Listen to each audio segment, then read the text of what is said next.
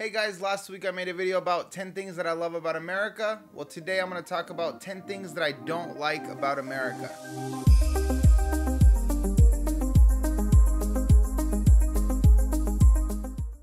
Hey guys, I'm Daniel from Dual Deer Media, and today I'm going to be talking about 10 things I don't like about America. And by America, I mean the United States of America. I know that America includes every other country. I'm just going to be talking about the United States of America. With that being said, I honestly love this country. There's not any other country that I could think of that I'd want to live at.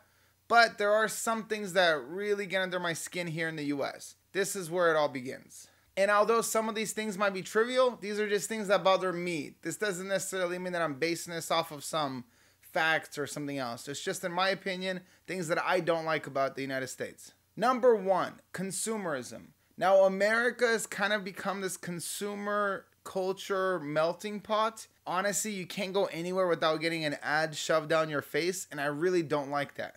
Especially when it comes on to holidays. I mean, before it was about December when you started seeing Christmas decorations. Now they start putting these things up in like mid-March. It's about 3 months before February, and they already have Valentine's Day things along with Christmas things. It's kind of weird, and it's just kind of getting a little bit out of hand. Honestly, you cannot drive down the street in most cities without seeing a billboard shoving some kind of burger down your throat.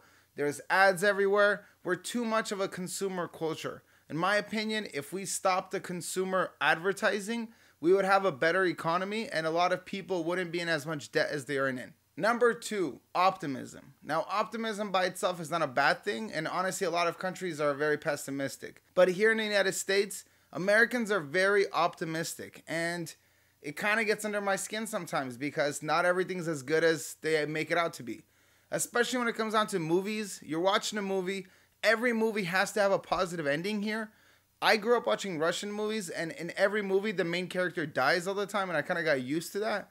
And watching TV here in the United States, no matter what happens, you know the hero's going to survive. And it kind of gets a little bit annoying. I feel like people are kind of afraid of reality, and we have to kind of whitewash everything so that people aren't going to get scared of what could happen. But if you do happen to like dramas or movies from other cultures, you'll see that there's a lot more pessimism in the movies. If you read books, you'll see there's a lot more pessimism or at least realism.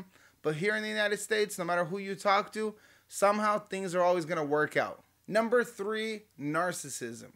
Again, growing up with the cultural history that I have, I was kind of exposed to other cultures early on. I knew that there was other people out there. I knew there was other languages. But here in the United States, America's number one. And the way people are brought up to see things is that they're kind of the only ones. This isn't necessarily true about everybody in the United States, but for the most part, if you talk to an American person about another country, they're kind of going to be clueless about what's going on in the other country. And to an American, America's always going to be number one. Number four, Hollywood and pop culture in general.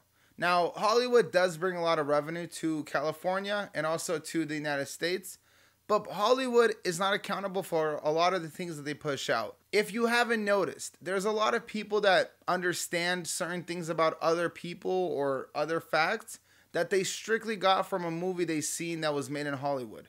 Hollywood writers are not accountable for the things that they say, and a lot of times they say incorrect things, and the people watching kind of assume it's true because they assume that the person that did this did their research. And a lot of the problems we have these days is because of pop culture and Hollywood. I don't know when this happened, but Hollywood actors feel like they have some kind of insight into life and into philosophy, and they kind of butt their heads into politics and into things they really shouldn't do. They're actors. They should act. They're paid to perform, and a lot of people are really good at what they do.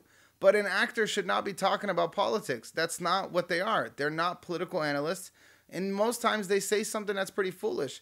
But here in the United States, our actors are held up to such a high degree that we almost think like they're experts in everything. And a lot of that has to do with the fact that there's no accountability in Hollywood. Honestly, a lot of these actors play roles that portray them to be intelligent people or geniuses, and we perceive them to be like that. I mean, I still don't like certain characters from Game of Thrones because they were portrayed badly. I mean, I don't know if you've had this before, but I've had this before where you're watching a movie and you kind of develop a certain relationship with that person in the movie. Whether you like them or hate them, there's still some kind of attachment that you have to that character. And then when you see them in real life or you see them on an interview, you almost think that they're going to be exactly like the person you saw in the movie. It's a bias that we have that's psychological and we can't really help it. And because of this, there should be a higher standard that these actors and these Hollywood industries have to hold their people to. But here in the United States, they pretty much have as much autonomy as they want. They kind of could do whatever they want, and I really don't like that about the US. Number 5, fast food. Now, our food here is really good. Honestly, I love American food. Whether it's a burger or whether it's a good steak, American food is good. But fast food is so dominated here. Honestly, it's very difficult to live further than a mile away from a fast food restaurant. I don't want to name any names because I don't want to get in trouble by these restaurants because they do have a lot of power here in the US. But everywhere you go in the US, you're going to have fast food restaurants. And honestly, whenever somebody from another country thinks about America, they think fast food. When America goes to another country, like let's say Cuba, the first thing it does is bring fast food. It's not like they brought an educational system or some kind of advanced higher learning or great breakthroughs. They brought fast food. This is what Americanization means in most countries. That we're going to bring our industries and we're going to bring the worst of these industries. I think fast food has become such a problem here that that's probably worse than any other pandemic I could think of. It does cause diabetes. It does cause so many deaths due to overeating. And a lot of people lose a lot of money because a lot of that food goes to waste. But people are forced to spend this money because it's pushed down with all the advertising. Number 6, politics. Now, I think every country has really ugly politics. And I think politicians are not liked in any country. But what's sad about the United States is that the politics are portrayed to be almost good and benevolent. But in every other country, everybody knows the politicians are corrupt.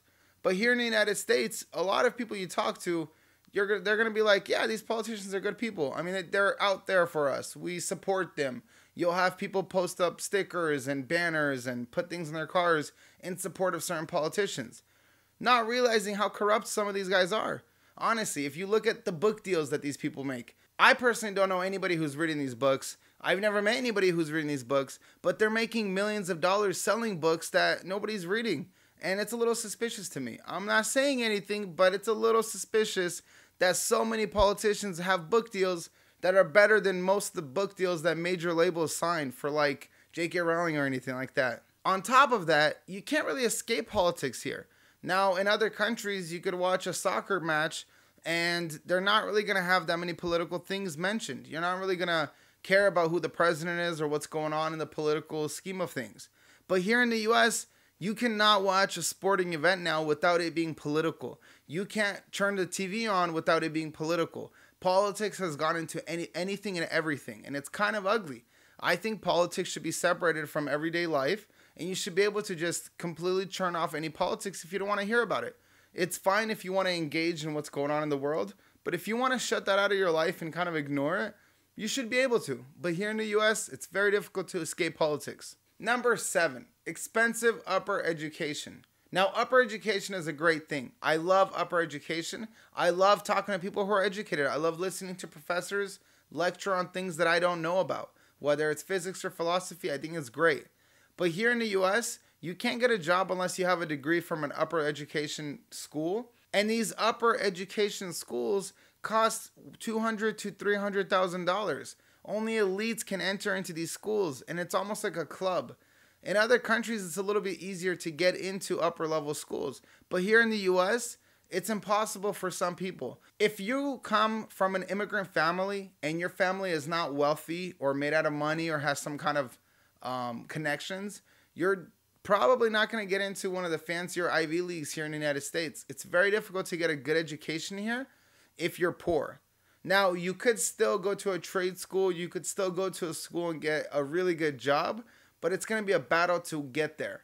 And especially any kind of upper education school, you're going to have a lot of money or you're going to get in a lot of debt. And that's something I don't like about America. Number 8, independence. I don't mean the national independence. I mean on a personal level. There's a culture here in the United States where if you're 18 years old, you're probably going to get out of the house.